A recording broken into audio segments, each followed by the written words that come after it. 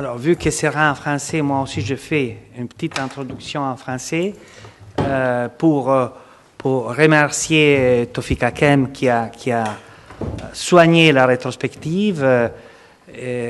Moi, je l'avais découvert à travers son petit bouquin sorti à l'occasion de la rétrospective de la Cinémathèque française et publié par Capricci.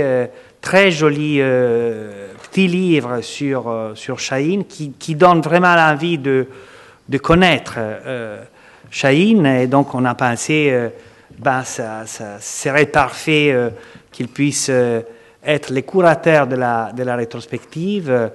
Aussi parce qu'il a cette capacité de ne pas parler seulement de Chahine cinéaste, mais de Chahine homme de culture en relation avec la culture égyptienne, arabe, européenne de son époque. Et puis Marianne Khoury est le Chahine Estate, elle a travaillé avec Chahine, les 20 dernières années, bien sûr, mais ça, c'est pas nécessaire de le dire, on les voit. Et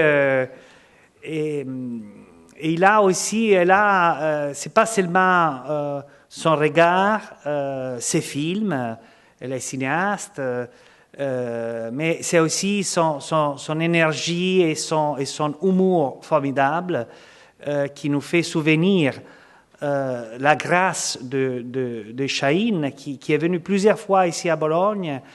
Et je garde des souvenirs exceptionnels de son passage de Bologne, de son ironie, de sa vitalité, de sa connaissance de la vie, du valeur de la vie, de la beauté de la vie. Voilà. Et puis Amal Germanzi, quand je suis passé de la Cinémathèque, je crois qu'au moins une dizaine de personnes m'a fermé pour me dire vous faites Chahine à Bologne? Ah ben alors vous devez appeler Amel Germanzi parce qu'elle a fait des conférences incroyables à la Cinémathèque. Alors je suis allé sur le web, vous pouvez aussi aller sur le web, et c'est vrai, elle fait des conférences exceptionnelles sur Chahine et la musique. Donc, je pense que vous allez vous régaler, et comme toujours, je dois me balader autre part, mais après, je verrai l'enregistrement et je les regarderai sur le web. Bonne conférence. Merci Gianluca. Et merci d'être venu. S'il y a encore des personnes dans la salle qui ne comprennent pas français, puisqu'on va parler français, on va pas parler arabe, on va pas parler anglais, on s'est arrangé pour parler français. Il y a une traduction simultanée en italien ou en anglais. Peut-être qu'il faudrait commencer par expliquer pourquoi on a décidé d'appeler cette rétrospective Chahine, glamour, musique et révolution.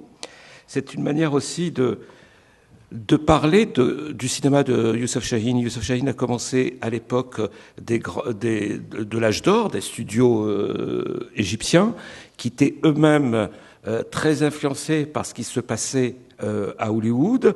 Il a travaillé avec les plus grandes stars du cinéma égyptien et pas seulement. Il a été aussi celui qui a créé des vraies stars. On en a parlé avec Faten Hamama, on en a parlé aussi avec Omar Sharif, puisque c'est lui non seulement qui découvre Omar Sharif, mais c'est lui qui décide de lui donner ce nom, Omar Sharif, plus fédérateur, puisque Omar Sharif s'appelait Michel Chelhoub, et qui était, comme Youssef Chahine, un Alexandrin. Et puis la révolution parce que même s'il aimait la chanson, même s'il aimait le glamour, Youssef Chahine était un militant. Mais alors, pas du tout le genre de militant encarté dans un quelconque parti. Il avait horreur justement des hommes politiques, mais il avait des convictions humanistes. Il avait aussi un parti pris politique dans chacun de ses films, des plus futiles, enfin ce qu'on appelle futiles, c'est-à-dire aussi bien les comédies musicales commandées par les studios que dans ses films plus personnels, quand il a pu produire ses films personnels à partir de ce grand film qui est Alexandrie, pourquoi, et peut-être même avant avec Gare Centrale. On va parler donc de tout ça avec deux générations, c'est-à-dire notre génération, Marianne, et puis aussi la nouvelle génération, celle de Amel Guermazi, qui a découvert Youssef Chahine à travers ses films et surtout à travers la musique. Alors, Youssef Chahine, c'est une quarantaine de films réalisés en un peu plus de 50 ans. Et la première fois que je l'ai vu, il avait un côté un peu... Ah, c'était Chahine, on savait jamais s'il rigolait, s'il était un peu au premier ou au second degré. Mais quand il m'avait dit « Je suis celui qui a réussi à raconter le XXe siècle égyptien », il a complètement raison. Il a complètement raison, c'est-à-dire que dans quelques siècles, quand on voudra savoir comment les Égyptiens, le peuple d'Égypte, ont traversé le XXe siècle, la source la plus fiable, c'est celle de Youssef Chahine. Pourquoi ? Parce que d'une part, il a raconté des histoires effectivement qui se déroulent en Égypte, mais surtout, il a été le premier, lui, qui a été formé par les studios, lui qui est allé aux États-Unis, qui a eu une formation de cinéaste de studio. Il était le premier à sortir des studios pour aller filmer l'Égypte profonde, l'Égypte dans toute sa diversité. Et d'ailleurs, même pour les comédiens, parce qu'on parlera sans doute des comédiens, il était le premier à casser le code des studios de l'époque de l'Égypte, parce qu'avant, les comédiens, les premiers rôles étaient tenus par des actrices et des acteurs qui ressemblaient étrangement aux comédiens hollywoodiens. Et lui, il va venir et il va imposer des physiques égyptiens. Il est le premier à avoir, entre autres, un peu introduit dans le cinéma égyptien des acteurs nubiens, c'est-à-dire des acteurs avec leur tenue traditionnelle paysanne, et cela sans verser dans le néoréalisme. D'ailleurs, c'est très étrange. Moi, la première fois que je l'ai rencontré, je voulais qu'on parle de néoréalisme, parce que dans les livres de cinéma, on dit que c'est le père du néoréalisme égyptien. Il n'aimait pas ça, parce qu'il disait que lui, c'était d'abord du cinéma, c'était d'abord un scénario, c'était une envie de jouer et de faire jouer des stars. Mais ce qui est vrai, c'est qu'il les sortait de leur studio, il les descendait de leur piédestal pour les introduire dans le réel égyptien, dans les campagnes égyptiennes, dans les villes égyptiennes. Et je crois qu'il a raconté un peu toute l'histoire égyptienne, du moins du XXe siècle, à travers ses films. Donc voilà pourquoi on a décidé d'intituler cette rétrospective Chahine Glamour musique, parce que la musique est très importante, et on verra ça avec Amel Guermazi dans le cinéma de Youssef Chahine, et Révolution, parce qu'il a été un révolutionnaire. Il a même réussi à travailler avec plusieurs régimes arabes, en étant très malin, en étant très rusé, en réussissant à faire les films qu'il voulait lui-même. Et il avait quelque chose, Marianne va nous expliquer sans doute un peu mieux que je pourrais vous l'expliquer, comment il pouvait tout à la fois travailler avec des régimes aussi durs, aussi autoritaires, et réussir à faire exactement les films qu'il voulait. C'est-à-dire comment contourner la censure. De ce côté-là, c'était un maître, Youssef Chahine. Mais aujourd'hui, 10 ans après la disparition de Youssef Chahine en Égypte, est-ce que son cinéma est connu et reconnu? Est-ce que ses films sont vus? C'est la première question que je voulais poser à Marianne Khoury. D'une part, parce que vous-même, vous êtes maintenant en charge de Messel Studio, la boîte de production qu'a créée Youssef Chahine, et puis aussi parce que vous avez... Tu peux me tutoyer. Alors on se tutoie, et puis surtout parce que tu es la nièce de Youssef Chahine, donc il y a une histoire aussi familiale. Youssef Chahine, aujourd'hui, est-ce qu'il parle aux Égyptiens? Bon, merci Toufik. Enfin, tu as dit beaucoup de choses. Moi, je vais raconter les choses que j'ai témoignées, en fait, parce que je ne suis pas critique de cinéma, mais en fait, moi, je découvre ces films avec tout ce travail de restauration qu'on est en train de faire. C'est parce que Chahine est décédé en 2008. Oui, il a été très connu pour les derniers films, parce que chaque film, c'était vraiment un événement. Et moi, j'avais commencé à travailler avec lui en 1980. Donc, je connaissais beaucoup mieux ces derniers films. Mais en revoyant ses premiers films, c'est incroyable. Ce matin, j'ai revu Ciel d'enfer, et pour moi, ça a été une découverte. Ce film, je l'ai vu plusieurs fois, mais chaque fois que je le vois, je découvre quelque chose de nouveau. Aujourd'hui, je voyais le tournage, par exemple. C'est des fresques. Chaque plan, c'est quelque chose d'incroyable. C'est pas le film, mais chaque plan. Donc, c'est vraiment une découverte pour moi. Donc, et ce qui se passe, c'est qu'en septembre dernier, comme on a commencé ce travail de restauration avec la Cinémathèque française, avec le CNC, avec nous en tant que Miss International, donc il y a eu tout un travail qui a été fait sur les films, et on a commencé par une rétrospective de ces films dans un cinéma indépendant qui s'appelle Zawiya au Caire, que la nouvelle génération est en train de gérer, et c'est aussi la famille. Et on ne s'attendait jamais à avoir tellement de gens et de jeunes qui ont été voir les films, et les jeunes qui nous disaient « c'est incroyable, mais ce film, mais Youssef Chahine est en train de me parler ». C'est comme si les films de Chahine n'avaient pas de temporalité, en fait. Tu le vois aujourd'hui, tu le vois depuis 30 ans, et tu sens qu'il y a un contact qui se passe entre toi et le film. Et on a été vraiment très impressionnés par cette envie des jeunes de voir les films ou de les revoir, parce que c'est une génération qui a vu ces films sur petit écran, donc impossible, ils n'avaient pas vu les films sur grand écran. Donc là, ils voyaient des copies restaurées sur grand écran, c'était un événement incroyable. Par exemple, et chaque film, c'était une situation différente. Par exemple, pour le film Le Retour de l'enfant prodigue, la salle chantait, le public chantait dans la salle, parce que c'est un film, par exemple, qui a beaucoup touché la génération des années 70, donc tous, ils ont 70 ans aujourd'hui, 60 ans, plus de 60 ans aujourd'hui, et ils étaient vraiment très, très, très touchés, bouleversés par ce film. Et ils le voient pour là, je ne sais plus combien de fois, et ils sont quand même bouleversés. Donc, non, Chahine est revisité aujourd'hui en Égypte, et aussi dans les événements comme les rétrospectives, comme ici à Bologne, comme il y a eu en France, il y a eu en Allemagne, il y a Arsenal. C'est intéressant de revisiter Chahine et d'essayer de déconstruire un peu ce phénomène, parce que c'est un géant. C'est-à-dire que moi, ça m'a pris 10 ans pour commencer à décortiquer un peu qu'est-ce que c'est, parce que parfois c'est énorme, c'est trop de choses. Je voyais par exemple hier un film ici, un documentaire sur Fellini, où il y avait Federico Fellini, on le voyait sur le tournage. Je ne veux pas dire que c'est autre chose, mais il y a une sensualité qui est aussi chez Chahine. En tournant, c'est quelqu'un de physique, c'est quelqu'un qui tient la caméra, qui parle aux acteurs, c'est extrêmement physique chez lui, le cinéma, et je pense que c'est une image qui sort à l'écran et qu'on ressent, et qu'on redécouvre tout le temps. Youssef Chahine n'a pas eu des succès populaires au box-office, on peut le dire. Hein. Certains de ses films ont finalement rencontré un grand succès populaire, d'ailleurs presque par accident. On va en parler. Marianne, il a été très longtemps considéré comme le cinéaste égyptien le plus primé à l'étranger, mais qui n'arrivait pas à avoir peut-être les honneurs du box-office égyptien. Mais à la fin... Attends, je pense que, excuse-moi, mais je pense que Chahine, il a eu, comme tu as dit, un peu moins de 60 ans de carrière.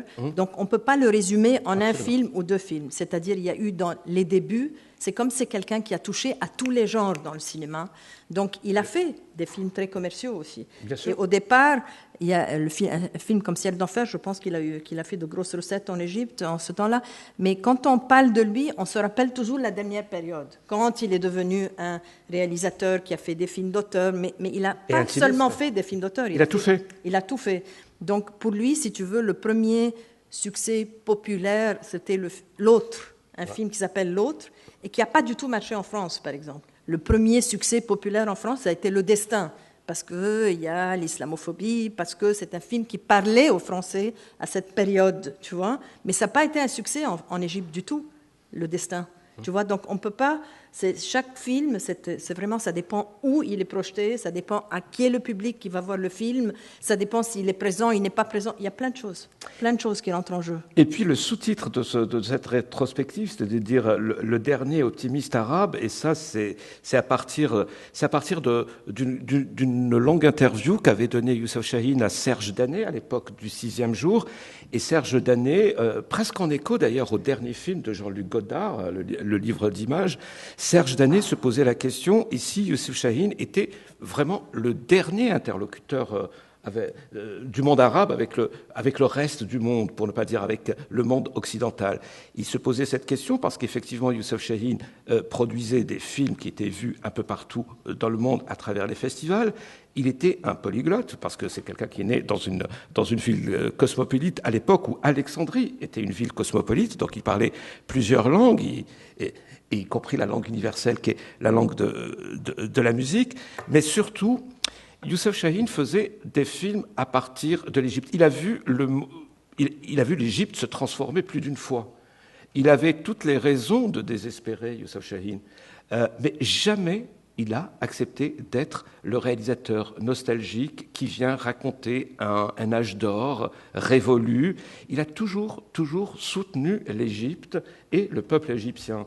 C'est pour ça que je disais qu'il était vraiment optimiste. Moi, quand c'est optimiste, c'est tout en étant lucide. C'est un peu pessimiste que tu dis qu'il n'y a pas un autre que c'est le dernier pessimiste dans le monde arabe, parce que là, il faut qu'on aille. Il n'y a pas d'autres réalisateurs. Il y a franchement pas d'autres réalisateurs arabes aujourd'hui connus dans le monde. Pas aussi entier que Chahine. C'est-à-dire que Chahine, c'était un cas très particulier. Le fait qu'il soit d'Alexandrie, le fait que il ait ce rapport.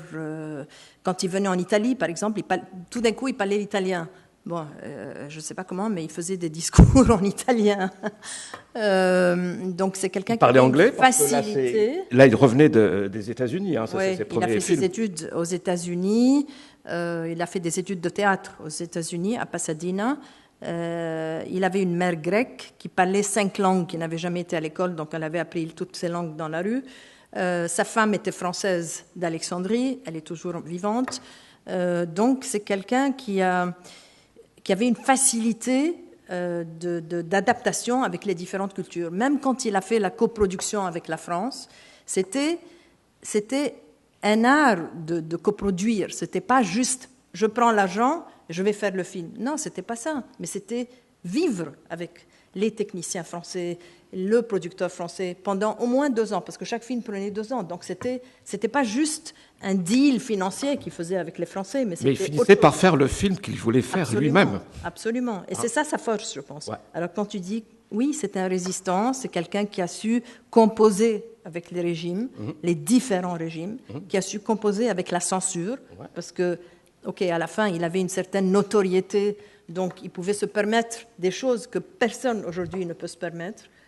Donc il avait Il était rusé. L'osé. On peut dire qu'il était rusé aussi. Très. Dans le bon sens. Rusé. Oui, dans le bon sens. Dans le bon sens.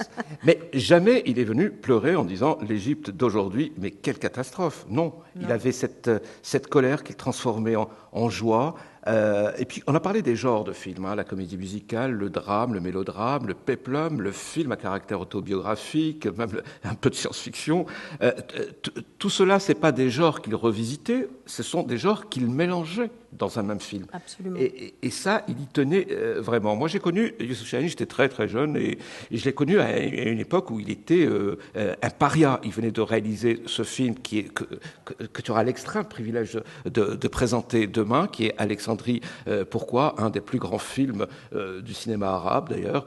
Alexandrie, pourquoi, c'est l'histoire de sa jeunesse, donc de son adolescence, de son amour pour Hamlet et de son amour pour le cinéma hollywoodien. C'est aussi un film qui se passe pendant la guerre. Alors, officiellement, ce film a été rejeté par tout le monde arabe parce que c'était une époque où l'Égypte était boycottée par le reste du monde arabe pour avoir signé des accords de paix avec Israël à Camp David. Et dans Alexandrie, pourquoi il y a une histoire d'amour entre un musulman et une juive. Alors, tout le monde a pris cette histoire d'amour comme prétexte pour interdire ce film. En réalité, il y avait dans ce film d'autres tabous qui faisaient que ce film dérangeait plus d'un. Parce que c'est la première fois qu'on voit un nationaliste arabe tomber amoureux d'un soldat britannique. C'est la première fois qu'on voyait un acteur égyptien noir, puisque c'était Ahmed Zaki. Généralement, ils étaient blancs, et ils ressemblaient à Clark Gable ou à Eddie Lamar. Et puis, surtout, et c'est à mon avis, ça, et il était d'accord avec moi quand on en a parlé, c'était ça qui avait complètement désarçonné le monde arabe, c'est que c'est un film qui est très personnel. Il parlait à la première personne. C'était la première fois. Et c'était la première fois. Et c'est vrai que cela se fait pas dans la culture arabe. Hein. C'est-à-dire, il y a même un proverbe qui dit surtout ne pas utiliser le jeu quand on s'adresse aux autres. Il fait ce film qui est un film incroyable. C'est-à-dire, c'est vrai que chaque fois qu'on essaye de le comparer à un autre réalisateur, ça ne tient pas parce qu'il a un style vraiment propre à lui. Hein. Il mélange des images d'archives, un obus, il part d'une image d'archive, il atterrit dans une scène filmée, il raconte plein d'histoires. Et le drame rencontre toujours la musique, la chanson, l'amour. Donc voilà, Youssef Chahine, c'était aussi ça. Et il a commencé, Amel Guermazi, vous qui avez eu l'extrême intelligence de faire toute une étude, vous êtes musicologue et musicienne, et vous avez eu l'extrême intelligence de faire une étude de l'œuvre de Youssef Chahine qu'à travers la musique. Il a commencé à travailler sous les ordres d'un très très grand chanteur qui est Farid Al-Atrash, qui était à l'époque le producteur, hein, c'est-à-dire on faisait des films pour les stars, on faisait pas c'était pas des films que les metteurs en scène pouvaient réaliser comme aujourd'hui on le fait. C'était pas l'auteur, c'était la star. Il a commencé avec Farid Al-Atrash. Jusqu'à la fin de sa carrière, la musique est très présente. Dans un de ses films, il se met lui-même à chanter.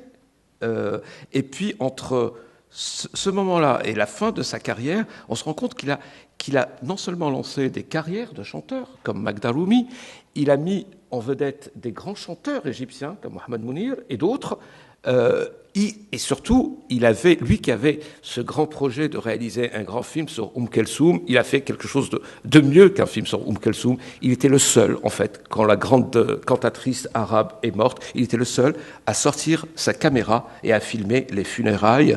Et ce film, ce document, je vous recommande de le voir, parce que c'est vrai qu'il n'est jamais cité dans la filmographie de Youssef Chahine, mais il était là avec sa caméra en train de filmer le rapport qu'avait le peuple égyptien avec Kelsoum, avec cette cantatrice, et une manière aussi de rappeler que l'Égypte est surtout un pays de chansons, de musique. Amel Guermazi. Wow, il y a beaucoup de thèmes abordés dans juste cette première question. Alors pour rebondir, il n'a pas seulement filmé les funérailles Kelsoum, mais il est le seul à l'avoir filmé en concert en couleur. Et l'histoire, c'est qu'en 1969, en reconnaissance au soutien qu'avait présenté Kelsoum a beaucoup soutenu le régime de Nasser qui était le président égyptien dans les années 50 et 60 en Égypte. Donc, Kelsoum a beaucoup soutenu le régime de Nasser, a soutenu aussi ses projets tels que la construction du barrage d'Assouan. Et en reconnaissance, Nasser avait demandé à Chahine de faire un biopic sur Kelsoum, un film sur la vie Kelsoum. Chahine prend sa caméra et commence à la filmer dans l'un de ses concerts dans une ville qui s'appelle Tanta en 1969. Et puis, comme on le connaît, il est un peu révolutionnaire, on va dire ça comme ça. Il n'était pas d'accord avec le scénariste qui était à l'époque, qui s'appelle Saad Eddin Wahba. Donc il s'est disputé avec le scénariste. Le film n'a jamais vu le jour. Il a gardé précieusement les plans qu'il avait tournés de cette diva, et puis il va les utiliser en 1982 dans son film autobiographique La Mémoire. Donc on va voir Kelsoum sur scène en couleur, et c'était une vraie surprise pour le public puisqu'il découvre pour la première fois Kelsoum en concert, en couleur, 7 ans après son décès. C'était vraiment une vraie surprise pour le public. Alors je reviens un peu, il y a beaucoup de thèmes. Oui, mais alors est-ce que ça a commencé comme l'histoire officielle dit que Youssef Chahine adorait la comédie musicale américaine et que c'est ça sa porte d'entrée pour parler de son rapport extrêmement privilégié avec la musique? Assurément.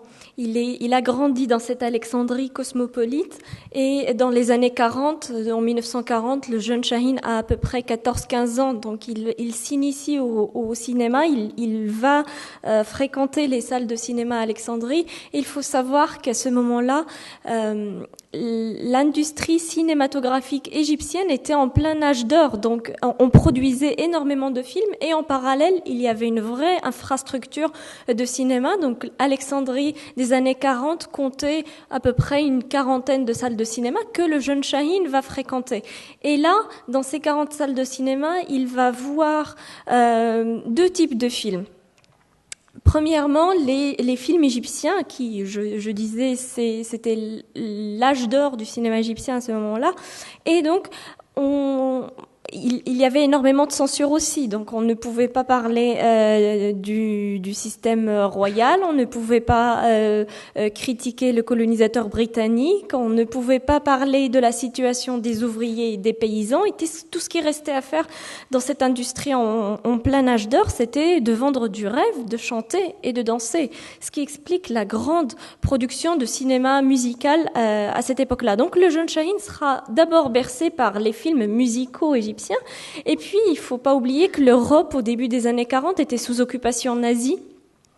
Et donc les films américains n'arrivaient pas, les films américains qui étaient principalement musicaux aussi au début des années 40, ces films n'arrivaient pas en Europe. Par contre, l'un des marchés les plus importants de distribution de ces films était entre autres l'Égypte. Donc le jeune Chahine va voir au début des années 40, va voir les films de Fred Astaire, de Gene Kelly et de Ginger Rogers avant même que les Européens vont les voir. Donc il va grandir bercé par à la fois le cinéma musical égyptien et le cinéma musical américain, et ça va le marquer jusqu'à la fin de sa vie. Quand il commence d'ailleurs son premier film, Papa Amine, est une comédie musicale, et puis il va garder ce lien avec la comédie musicale qu'il va détourner au fur et à mesure il va réinventer les codes de la comédie musicale jusqu'à Le Destin en 1900, le film Le Destin en 1997, et son film Alexandrie New York aussi, qui est une comédie musicale en 2004. Alors, le jeune Youssef Chahine à Alexandrie, découvrant ce cinéma, vous connaissez très bien cette histoire, c'est aussi l'histoire de votre famille, Marianne Khoury. Et j'étais très étonné, puisque je vous ai longuement interviewé, j'étais très étonné de voir que Youssef Chahine ne vient pas d'une famille riche et que pour lui, le cinéma, c'était la grande sortie. Et il fallait la mériter, cette grande sortie. Oui, je pense que, c'est les histoires qu'on raconte, c'est que très très vite, il a découvert son amour pour le cinéma, en fait, pour le théâtre, parce qu'apparemment, il faisait des ombres chinoises sous le lit, et des choses comme ça. Et il y avait sa grand-mère qui le prenait au cinéma, et que, comme tu dis, c'était une sortie, c'est-à-dire qu'il fallait avoir l'argent pour aller, et ce n'était pas nécessairement le cas de la famille, parce que le père était avocat, il ne gagnait pas beaucoup d'argent, et c'était tout le temps des sacrifices à faire, mais quand même le père, il ne gagnait pas beaucoup d'argent, mais il aimait les voyages, il allait tout le temps au Liban, mais ça c'est une autre histoire. Mais c'est vrai que la sortie, il fallait faire un sacrifice pour pouvoir aller au cinéma, mais il allait souvent. Et souvent, c'était 2 films qui se suivaient. C'était les salles d'Alexandrie, en fait, parce qu'Alexandrie, c'est là où le cinéma a commencé en Égypte. C'est-à-dire 2 semaines après les Frères Lumière, ils sont arrivés, après avoir commencé le cinéma en France, ils sont arrivés à Alexandrie. Ouais. Et ils ont commencé le cinéma dans un café en extérieur. Et après, très vite, il y a eu des salles qui ont été construites, parce qu'il y avait beaucoup d'Italiens, en fait. Ouais, c'est ça, il y avait beaucoup de Grecs, il y avait des Polonais, oui. Des Italiens qui étaient aussi dans l'image, la photo. Et c'est comme ça que Chahine a commencé aussi sur un de ses films. Il était assistant à l'image. Et celui qui a, je pense, filmé Gare Centrale, c'est un Italien qui est très connu. Oui, donc il a beaucoup travaillé aussi avec... Qui l'avait beaucoup aidé à ses débuts. Il avait beaucoup aidé à ses débuts, absolument. Alors là, en revanche, je vais parler d'un volet que vous connaissez très bien, puisque vous avez enquêté là-dessus. Youssef Chahine, il va être le témoin d'une époque charnière du cinéma égyptien. Et il va connaître tous les pionniers du cinéma égyptien. Et en fait, ce sont des pionnières du cinéma égyptien. Ce sont les femmes. Vous avez même réalisé tout un documentaire. Comment est née l'industrie du cinéma en Égypte? C'est très simple. Ce sont les grandes stars du théâtre qui vont, voyant arriver le cinéma, qui vont tout de suite investir. Les stars du théâtre et des femmes qui venaient du Liban, comme Assia et Marie. Comme Assia. Assia, c'était la grande productrice qui a produit Saladin, qui a été Curie restauré aussi, par la Cinémathèque de Bologne, en fait, par Cinema Ritrovata. Et donc, ce grand film qui, ce temps-là, a coûté 200 000 livres quand les films se faisaient à, je ne sais pas, 10 000 ou un truc comme ça. Donc, c'était 20 fois le devis d'un film normal égyptien, mais comme c'était le temps de Nasser et tout ça. Donc, pour revenir à ta question, oui, c'est les femmes qui ont commencé le cinéma en Égypte. Et ce film s'appelle Les pionnières du cinéma égyptien. Donc, il y avait Assia Marikwini, il y avait Bahiga Hafez, qui était une grande musicienne, en fait, qui avait fait ses études en France, qui était monteuse, et qui a fait un film très important. Et il y a eu Fatma Roujdi, elle qui était actrice de théâtre, et Amina Mohamed est la première productrice égyptienne, je ne me rappelle plus de son nom là maintenant, mais il y a une grande histoire, si ça a été le premier film ou pas le premier film. D'ailleurs, il y a Samir Farid dans le film qui témoigne de tout ça, mais ce n'est pas important, c'est les femmes, parce qu'elles ont commencé le cinéma d'une façon très, très artisanale, apparemment. Par exemple, une femme comme Marikwini, apparemment, ils mettaient les films comme ça, comme le linge, avec pour que ça sèche, des choses comme ça. Donc, c'est extrêmement important, sans rapport avec les femmes dans le cinéma. Et très important, oui, on va en parler, oui, bien sûr. Oui, c'est-à-dire son deuxième film, Le Fils du Nil, ça a été produit par Marikwini. Et ensuite, à part le film, bien sûr, Saladin, là, qui a été produit par Assia. Mais il y a eu beaucoup de femmes qui ont... Il a toujours eu beaucoup de femmes autour de lui dans le cinéma. Et vous, par exemple, puisque vous avez produit les films de la dernière partie de sa carrière. On va parler peut-être de son rapport au star system et au système des grands studios égyptiens.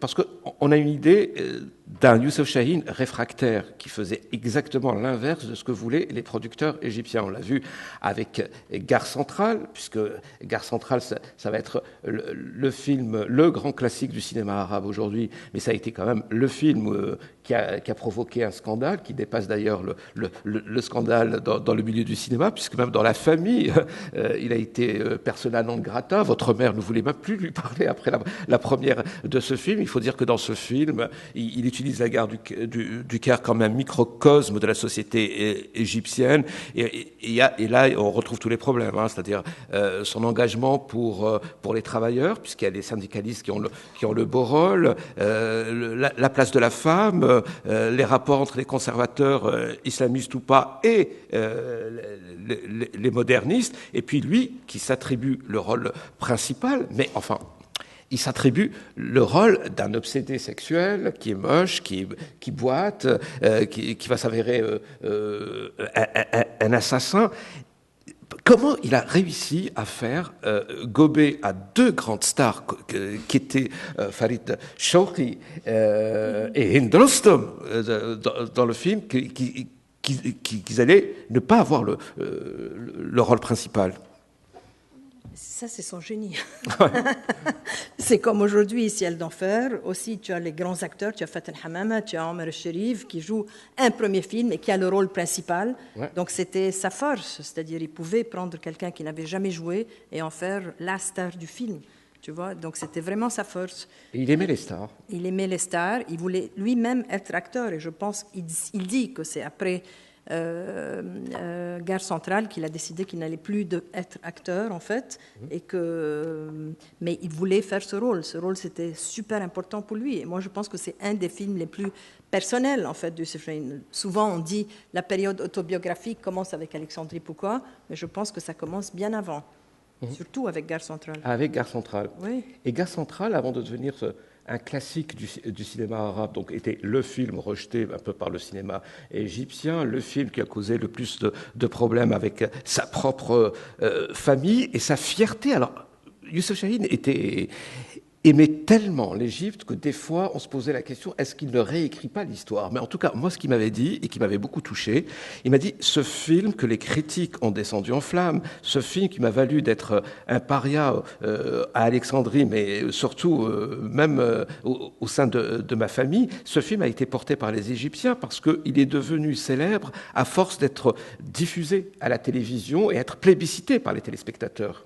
Absolument. C'est un film que, comme tu dis, tout le monde l'a boudé quand il y a eu la sortie de ce film, mais c'était grave. Enfin, c'était très très grave parce que, enfin, moi, mon histoire personnelle, c'est que mon père aussi était producteur, et donc, et il a fait 3 films avec Youssef Chahine avant Gare Centrale, et un film avec Omar Sharif que presque très peu de gens connaissent, qui est Le Démon du désert, qui est le 3e film qu'il a fait avec Omar Sharif et Youssef Chahine.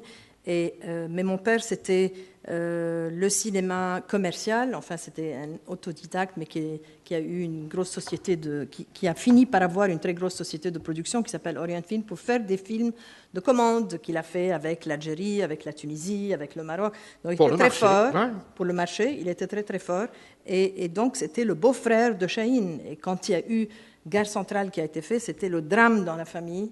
Le drame dans la famille, et ma mère qui était la mère, sa sœur et sa mère qui étaient vraiment me disait ta mère est très très bourgeoise. Ils n'ont jamais accepté ce film, le fait qu'il joue ce rôle, le fait que ça a été vraiment très très dur dans la famille à ce temps-là. Moi je n'étais pas là parce que c'était en 1958 et que moi je suis née en 1958, donc je suis née dans cette famille où un réalisateur avait déjà fait Gare Centrale, il avait fait plusieurs films, il devait avoir 32 ans.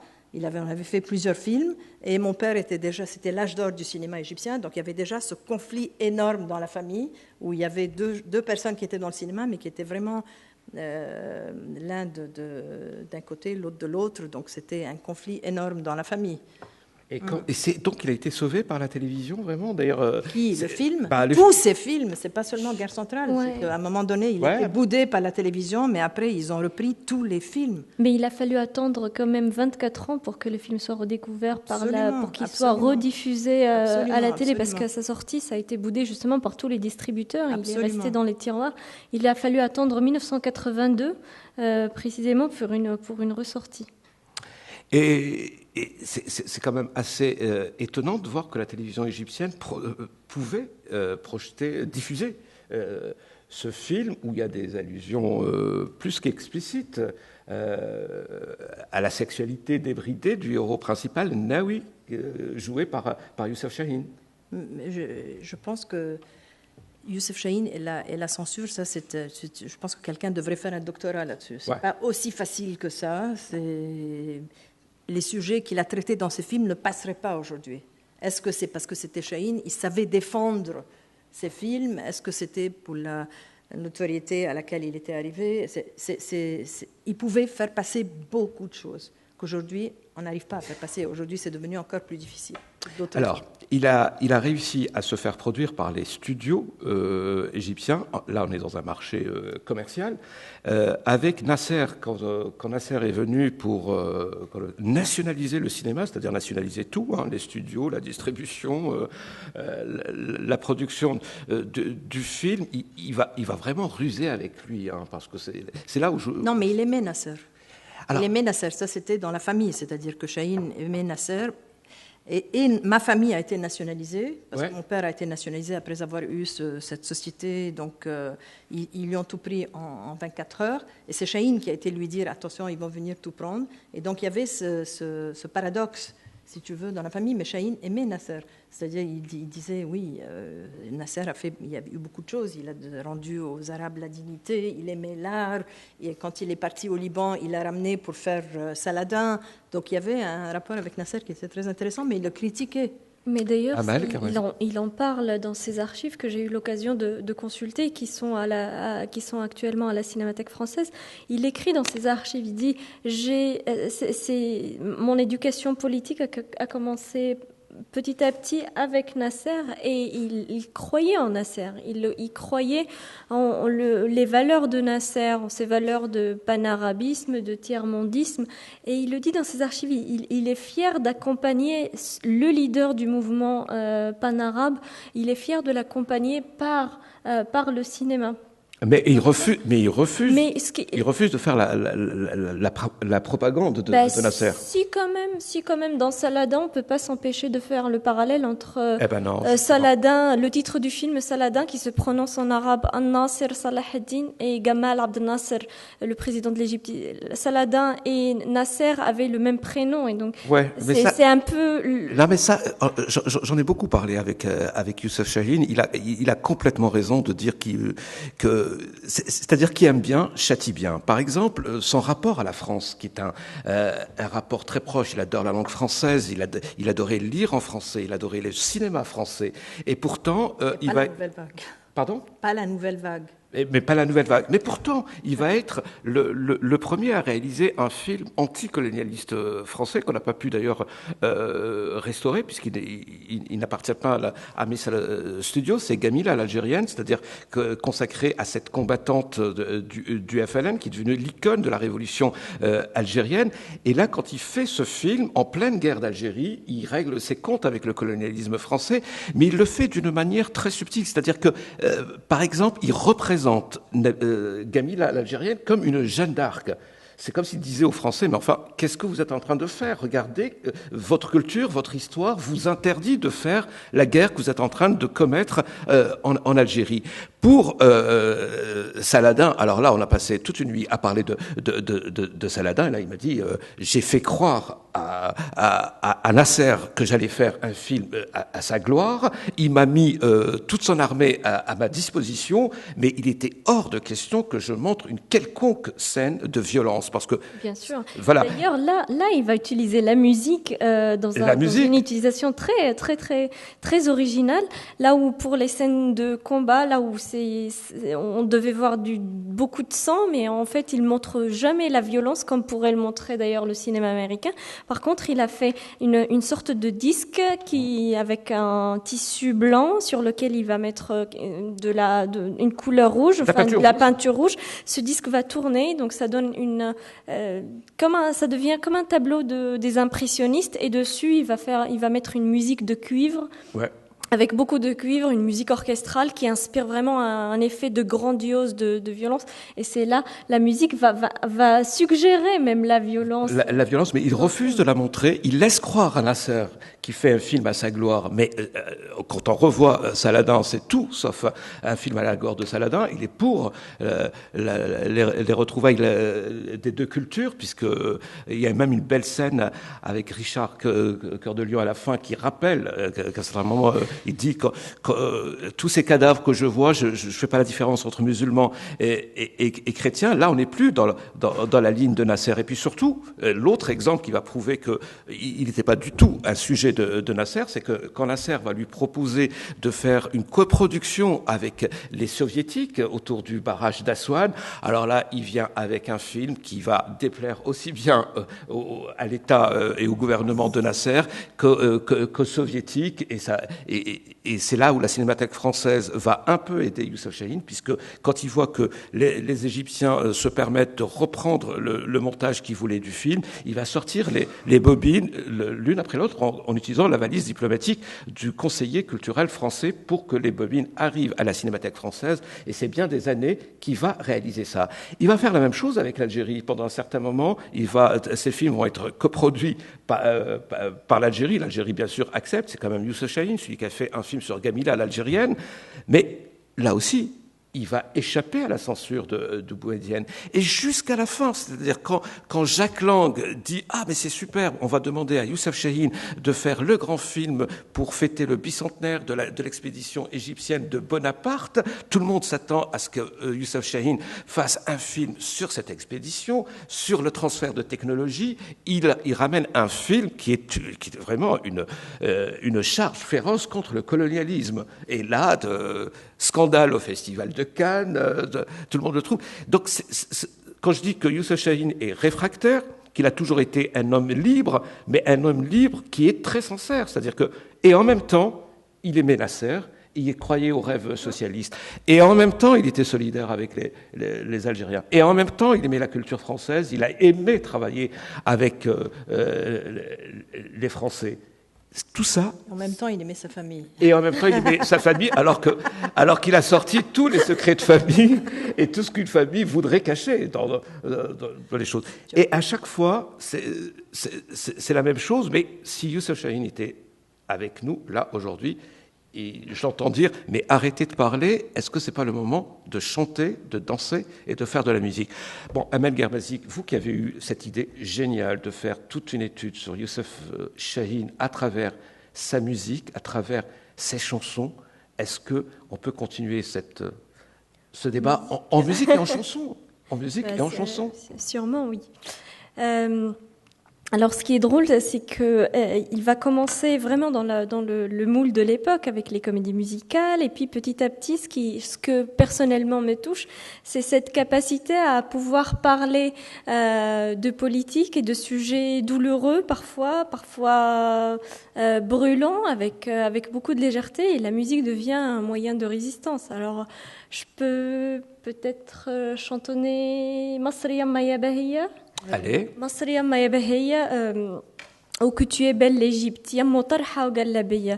Toi qui portes la tarha, le foulard égyptien, et la gallabiya, la robe égyptienne, et zaman jab, winti shabba warayah, winti gaya, tu resteras éternellement jeune, toi l'Égypte, malgré le temps qui passe.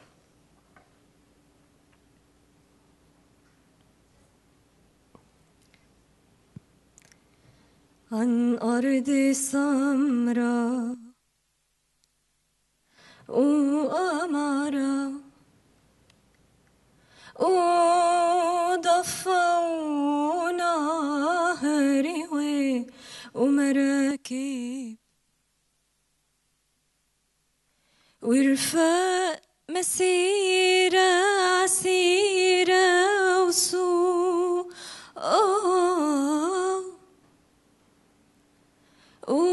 ومواكب فعيون صبية بهية عليها الكلمة والمعنى مصر يما يا بهية يم طرحة وجلابية مصر يما يا بهية يم طرحة وجلابية الزمن شاب وانت شابة هو رايح وانت جاية مصر يما يا بهية يم طرحة وجلابية الزمن شاب وانت شابة هو رايح وانت جاية. Bravo, hein? Une petite pensée à Mohsena Taoufi qui a chanté Masri Yamma Ya Bahia et qui vient de décéder. Et elle a joué aussi la mère de Youssef Chahine dans Alexandrie. Pourquoi? Voilà. Comment Youssef Chahine pensait la musique? Est-ce que la musique venait après le tournage? Est-ce que il avait déjà une idée de la musique? Est-ce qu'il écrivait de la musique, Amel? Alors, il était très sensible à la musique. Je disais tout à l'heure qu'il a grandi par les comédies musicales et ça va le marquer jusqu'à la fin de sa vie. Donc, il était très sensible à la musique. D'abord, il était très mélomane. Il écoutait énormément de musique et il était ouvert, comme l'était son cinéma d'ailleurs, ouvert sur le monde, ouvert sur la musique de l'autre. Il pouvait écouter aussi bien de la musique classique occidentale que de la musique arabe, du flamenco, de la musique iranienne, de la musique indienne, du jazz. et autres. Donc, il était très mélomane, il écoutait beaucoup la musique, et c'était la musique, et c'est d'ailleurs ce que témoignent ces archives, c'était la musique qui parfois lui inspirait l'histoire de son film. C'était d'ailleurs ce qui s'est passé avec son film Le Destin. C'était le flamenco qui lui a inspiré l'histoire du film. Il dit qu'un soir, il a assisté à un concert de flamenco. Il avait envie de faire un film qui raconte cette danse et cette musique du feu. Il a fait quelques recherches, il a découvert l'Andalousie, puis il a fait encore quelques recherches, il a découvert Averroès, et c'est de là qu'a eu l'envie de faire Le Destin. C'était la musique qui lui a inspiré l'histoire du film, et puis la musique va être là vraiment dès les premières étapes d'écriture. Hein. Je disais, ça peut lui inspirer l'histoire du film, elle est là dès les premiers essais d'écriture du scénario. On a l'action qui se passe autour de la musique, on a des personnages musiciens, on a toujours des mentions d'instruments, des informations sur le style de musique qu'il veut. Pendant le repérage, il va tourner, il va essayer de trouver des endroits intrinsèquement musicaux. Il a beaucoup tourné dans des opéras, dans des salles de concert, dans des amphithéâtres. Pour le découpage aussi, pour découper plan par plan son film, il disait qu'il mettait la main sur le cœur pour avoir le nombre de pulsations. Donc il avait presque ce rapport physique à la musique, à la pulsation et au rythme. Pendant le tournage, bien sûr, il n'avait pas peur d'avoir des orchestres sur le plateau de tournage, de diffuser la musique sur les plateaux de tournage pour avoir le rythme dont il a besoin. Et bien sûr, pendant l'étape de montage et de mixage, bien sûr, la musique est là. Donc la musique chez Chahine vraiment accompagne toutes les étapes de création. Et puis par-dessus tout, il disait que quand il trouvait une bonne idée, ou quand il est en train d'écrire et il trouve une bonne idée, il pose son stylo, il se lève et il danse comme une andouille pour reprendre ses passés. Et on a tous vu danser comme une andouille avec bien sûr cette question que tout le monde se posait à la fin de sa vie, mais qu'on pouvait lui poser. Donc il avait le sens de l'humour et de l'autodérision. Comment un type aussi sourd que Youssef Chahine pouvait aimer la musique, Marianne? Oui, non, ça c'est incroyable. Pour compléter ce que dit Amal, les derniers mois, la dernière année, il n'allait pas bien et il devait faire des exercices pour s'énergiser, tout ça, le matin et tout. Et donc, il avait quelqu'un qui venait lui faire des exercices et c'était avec la musique qu'il pouvait faire ça. C'est exactement comme le découpage. Comme tu as dit, Amal, il découpait sur la musique.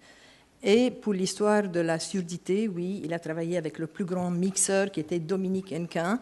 Et Dominique Hennequin devenait complètement fou parce que Chahine, il assistait au mixage et il entendait tous les instruments et chaque note, il l'entendait. Il lui disait, bon, là, on a besoin d'un violon de plus, là, un violon de moins, et je ne sais plus quoi. Mais il rendait tout le monde fou. Et je pense que la surdité lui convenait très bien parce que il enlevait ses lunettes et il était complètement déconnecté du monde et il rentrait dans sa personne et dans son monde à lui. D'ailleurs, il a écrit aussi quelques mélodies de ses films. Il a chanté, il a dansé aussi. C'est un très bon danseur aussi. La danse, c'est l'extension de la musique. Donc oui, il avait un rapport très, très particulier à la musique. Et la musique, la danse qui intervient très souvent dans un moment dramatique. Ouais. C'est ça qui est fou avec Youssef Chahine. Donc si on devait faire des listes, il a travaillé avec les plus grands. Hein. Il a filmé Kulthum, il a travaillé avec Farid El-Atrash, il a lancé Shadia Fayrouz au Liban quand il a eu cet exil au Liban. Il a travaillé avec la grande Fayrouz, Magda Roumi, Mohamed Mounir, avec Latifa. Dans ce film-là, j'ai assisté au tournage de ce film parce que c'est bien, Amel, de dire qu'il a aussi filmé les lieux de la musique parce que Silence en tourne avec Latifa. C'était un film, pour moi, tout à la gloire de l'Opéra du Caire. Il filme l'Opéra du Caire. Et pourtant, c'était un tournage très, très mouvementé avec Latifa. C'était vraiment signe des temps. Latifa, c'était une grande chanteuse. Et pourtant, ça s'est très, très mal passé le tournage parce qu'elle avait accepté d'avoir le rôle principal. Le rôle principal, il avait écrit un rôle où elle devait embrasser un jeune premier dont on ne sait pas si c'est un gigolo ou si c'est son amoureux. Et arrivé le jour du tournage, elle a refusé de l'embrasser. Donc c'est la première fois où j'ai vu Chahine en colère. Et c'était quelque chose de le voir en colère. Il pouvait être aussi, mais assez dur, parce qu'on est en train de parler de tous ces chanteurs, de tous ces musiciens. Il va tourner un film avec Dalida, peut-être un de ses plus beaux films, et il va demander à Dalida de ne surtout pas chanter. Absolument. Comment il dit à Dalida ça, alors que c'est... Non, c'est parce que je pense que ce film a une grande histoire, c'est-à-dire ce film-là a fait le tour des plus grandes divas du cinéma égyptien, dont Faten Hamama, avec qui il a fait Ciel d'enfer, avec qui il a commencé, et toutes ont dit non, parce qu'elles ne pouvaient pas supporter Chahine dans sa grandeur ce temps-là, parce qu'elles aussi, elles avaient besoin d'un réalisateur qui ait moins de personnalité, parce qu'elles étaient devenues d'énormes divas. Et donc, je pense que la seule personne, en fait, qui a amicalement et tendrement accepté le rôle, c'était Dalida, parce que c'était une amie à Chahine. Et ils ont travaillé ensemble avec beaucoup de tendresse, en fait. Alors, est-ce que c'est vrai que la première rencontre entre Chahine et Dalida, c'est à l'époque où Dalida était encore en Égypte, elle venait d'être Miss Égypte, ils se sont rencontrés dans la terre des pharaons? Elle figurait dans le film, c'est pas ça? Elle figurait dans le film, d'après les archives, c'était quoi? Elle figurait dans le film, et lui était assistant, je pense? Oui, en fait, Dalida a participé au concours de beauté d'Égypte, elle était nommée première dauphine, donc le prix de la Miss d'Égypte était de participer au tournage du film La Terre des Pharaons. Donc on est en 1954, c'est la mode des péplums hollywoodiens et La Terre des Pharaons, pour le rôle principal c'était John Collins et pour sa doublure en Égypte, ça devait être la Miss Égypte de cette année-là. Et donc la Miss Égypte, la vraie, ne sera pas autorisée par sa famille pour tourner. Donc c'est Dalida qui va faire la doublure de John Collins. Et Chahine est pris comme réalisateur seconde équipe, c'est-à-dire celui qui va tourner les scènes à l'extérieur. Donc c'est sur ce tournage-là qu'il va connaître Dalida. Et puis, je rebondis sur ce que tu disais tout à l'heure, Marianne. Dalida, elle est peut-être connue comme chanteuse, mais elle a commencé sa carrière en tant qu'actrice, même quand elle était elle a fait encore en Égypte. Oui. Et son rapport à l'Amérique, s'il fallait parler du rapport que Youssef Chahine va entretenir avec cette Amérique, ce rapport fascination, méfiance, amour, haine, toute ma culture vient des États-Unis et pourtant ces États-Unis sont le pays qui va causer le plus de problèmes dans cette région. C'est-à-dire qu'il a quand même fait scandale, Youssef Chahine, jusqu'à la fin de sa carrière. C'est-à-dire quand le Festival de Cannes demande à quelques grands cinéastes de faire un petit film autour du 11 septembre, tous les films sont plutôt des films compatissants, des films, mais le film de Chahine est un film militant assez anti-américain, hein, dans la forme, ne serait-ce que parce qu'il fait parler en arabe des policiers américains, des Américains, mais surtout parce qu'il rappelle dans ce petit film, hein, c'était 11 réalisateurs pour le 11 septembre, à quel point les Américains ont d'abord détruit cette région qui est le Moyen-Orient. Oui, enfin, tu as tout résumé, Toufik. Il avait ce love and hate relationship avec les États-Unis et il ne le cachait pas. Et je pense que ça fait partie du fait qu'il soit tellement libre, qu'il soit lui, quand il fait même un petit film, tu vois, quand il fait juste un statement, quand il va parler dans une conférence ou pour présenter son film, il a toujours un rapport vrai et il va toujours dire sans aucune peur, sans aucune honte, tout ce qu'il a sur le cœur. Je pense qu'il a aimé les États-Unis des années 40, ces États-Unis d'ouverture sur l'autre, et il a été accueilli là, il est reconnaissant pour tout ce qu'il a reçu là, et puis il est contre ce qui est devenu les États-Unis des années 90 et surtout 2000, et là c'est avec la guerre d'Irak et toutes les tensions avec où il est allé pour la guerre d'Irak, il est allé à Bagdad. Hein. Et d'ailleurs c'est ce qu'il va mettre très bien en scène dans son film autobiographique Alexandrie New York, et puis il va vraiment cristalliser ce rapport d'amour-haine, justement dans le personnage de Carmen. Il va mettre en scène Carmen, qui est en fait l'allégorie des États-Unis. Ce Yahya qu'on voit dans Yahya, le personnage qui joue le personnage de Chahine dans le film, ce Yahya qui est à la fois attiré par cette Carmen et à la fois aussi repoussé par cette même Carmen. Oui, même dans l'autre, dans le film, l'autre, la grande actrice Nabil Abed a fait le rôle de l'américaine. Donc il a toujours voulu. Il disait toujours, qu'est-ce qui se passe en ce moment dans le monde et moi, comment je le reçois. Et c'était ça son prochain film, toujours. Alors, on n'aura pas le temps de parler de sa relation avec les intellectuels, qui sont très présents. Edouard Saïd est présent dans ses films jusqu'à ce qu'il apparaisse dans un de ses films. Il a été un des premiers, avant que Naguib Mahfouz obtienne le Nobel de littérature, à travailler avec lui sur les films, parce qu'il avait bien repéré son écriture, son rapport au peuple égyptien, au peuple du Caire, très précisément. Mais peut-être, Marianne Khouli, avant de terminer en chanson, parce qu'il faut terminer en chanson avec vous, Amel Guerbazi, c'est vrai qu'on a du mal à dire, à citer des noms de metteurs en scène ayant influencé Youssef Chahine, mais est-ce qu'aujourd'hui, dans le cinéma égyptien d'aujourd'hui, on ne connaît pas d'ailleurs ce cinéma égyptien, est-ce que Youssef Chahine a laissé son empreinte? Est-ce qu'il y a des gens qui se réclament de Youssef Chahine? Attends, Youssef Chahine a été influencé apparemment par Duvivier, son réalisateur français, et il connaissait par cœur les dialogues de ses films. Ouais. Et il a été influencé par la mise en scène, enfin les films américains, les films. Il y a eu beaucoup d'influences. Je pense mélangées. Mélangées.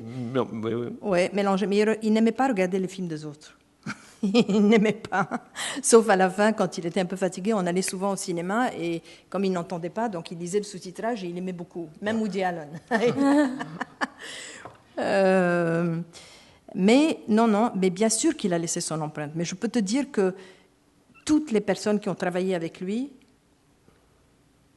ont pris quelque chose. C'est-à-dire que lui, sur ses tournages, il y avait 120 personnes, c'était toujours une histoire incroyable. Des gens qui n'ont pas fait l'école de cinéma. Ils sont devenus des grands réalisateurs. Oui, ils sont devenus de grands réalisateurs. Donc, parce qu'ils travaillaient avec lui longtemps. Il n'y avait pas un assistant qui venait comme ça une semaine avant le tournage. Non. L'assistant, il devait vivre au moins 1 an avec lui pour vraiment comprendre tout et tous les aspects du film et tout ça. Donc moi je pense que oui, il a inspiré beaucoup de gens, même si c'est pas techniquement, mais il a donné l'élan, tu vois, d'oser parler d'eux-mêmes, d'oser faire des films. Et personne ne ressemble à Chahine, mais chacun a pris quelque chose et chacun a son propre cinéma, tu vois, qui est peut-être pas différent. Chahine est très particulier. Il y a un cinéma chahinien que personne n'a, c'est son cinéma. Mais il y a beaucoup d'autres, je pense. Il y a une nouvelle génération qui est très, très intéressante, et surtout les femmes. Ouais. Il y a des jeunes femmes égyptiennes qui sont très intéressantes aussi. Ah, eh ben, on ne les connaît pas pour l'instant. Il faut les connaître, enfin, il y a beaucoup de travail à faire pour faire voyager leur film. Oui, parce que ce qu'on oublie de dire, d'ailleurs c'est bien de terminer là-dessus, c'est que Youssef Chahine, pour ses premiers films, c'est lui-même il me racontait qu'il portait les bobines, il allait dans les festivals de cinéma. Il y a un grand travail à faire pour faire voyager le travail. Il allait, d'une manière complètement innocente. La première fois qu'il va à Venise, il n'était même pas inscrit au festival de Venise. Il arrive avec ses bobines en disant j'ai envie de présenter mon film, je viens d'Égypte. Mais maintenant c'est différent, mais avec la nouvelle technologie, tu n'as plus les grosses bobines, tu as une petite clé comme ça, tu as 10 ans de travail et puis tu donnes, voilà mon travail. Donc, mais c'est quand même difficile parce que tout est contrôlé par les distributeurs et par les... Donc il y a beaucoup de travail à faire. C'est pour ça que les programmateurs ont un rôle excessivement important maintenant pour identifier le travail qu'il y a chez les autres et de le transporter et de le faire voyager. Et c'est pour ça qu'ils sont devenus des acteurs extrêmement importants dans la scène cinématographique. À Paris, une des salles de cinéma, le grand cinéma, le Luxor, sa grande salle s'appelle la salle Youssef Chahine. Est-ce que c'est la même chose en Égypte? Est-ce qu'on rend hommage à Youssef Chahine? Est-ce qu'il y a des lieux qui portent son nom? Il y a Zawiya qui a été, enfin il y a la société qui existe encore, qui est Misr International Film, qui a été fondée en 72, et là c'est resté une affaire de famille.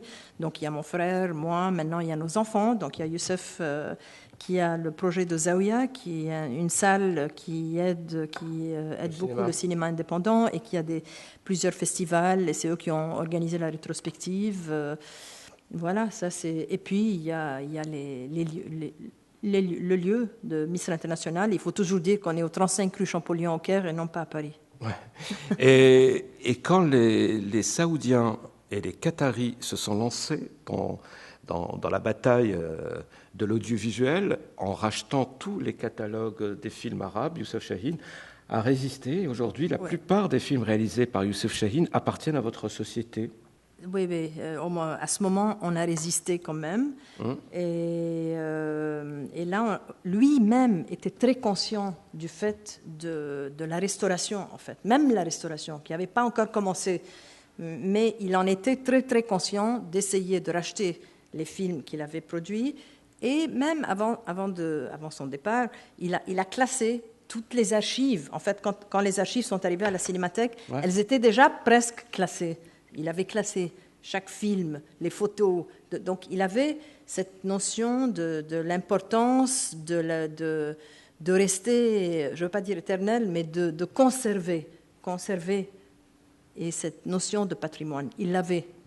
Il raconte tout dans ses films, Youssef Chahine, mais ça reste quand même un spectacle. Dans Alexandrie, pourquoi, où il raconte son enfance, un de ses plus beaux films, un de ses plus grands films, c'est aussi la rencontre avec un acteur avec qui il va avoir une relation très forte d'admiration, puisqu'il incarne sa jeunesse. C'est Mohsen Mahiedine, avec qui il va faire quelques films, et puis ensuite Mohsen Mahiedine va décider de quitter le cinéma, de quitter ce monde, et surtout de se rapprocher des frères musulmans. Ça a été la plus grande blessure de Youssef Chahine, puisque moi je l'ai connu à cette époque-là. Il a fait un film. Et il en a fait, alors justement, Alexandrie encore et toujours. Voilà, il en a fait un film, et c'est un film très très important parce qu'il s'appelle justement Alexandrie encore et toujours. Et dans ce film, Youssef Chahine, il chante une très belle chanson, il danse.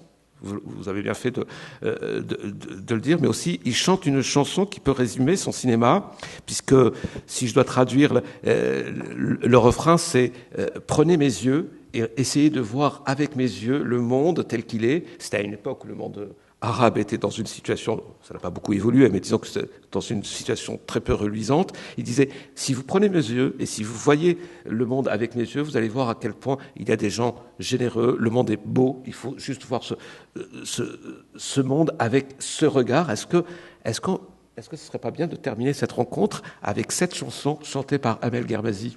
J'espère que je vais pouvoir la chanter. Juste le refrain, si tu veux. Juste le refrain.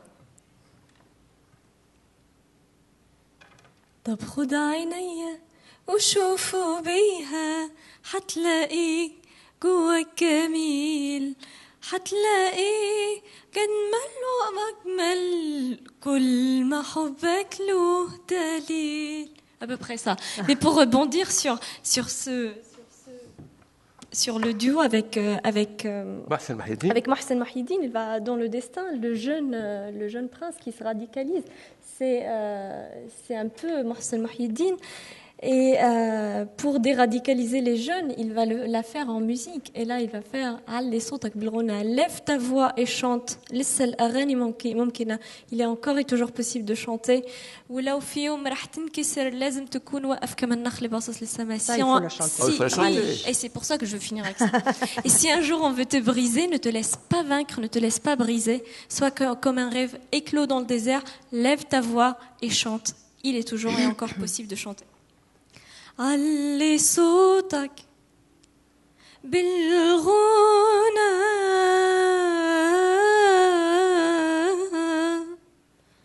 لسه الأغاني ممكنة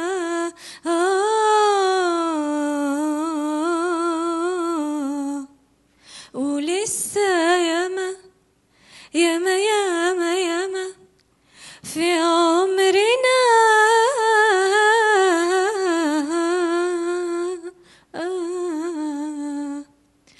علي صوتك علي صوتك بالغنى لسه الأغاني ممكنة ممكنة علي صوتك بالغنى لسه الأغاني ممكنة ممكنة علي صوتك بالغنى لسه الأغاني ممكنة ممكنة ممكنة ممكنة Bravo Amel. Bravo. Merci d'être venu à cette rencontre autour de Youssef Chahine. Je vous rappelle que la Cinémathèque française, enfin l'exposition continue jusqu'à fin juillet à la Cinémathèque française avec la rétrospective. Il y a encore des films. Demain, Marianne va présenter Alexandrie. Pourquoi ? Ouais, demain et moi, après-demain, le grand film Les gens du Nil. Oula. Tout un programme. Merci beaucoup d'être venu.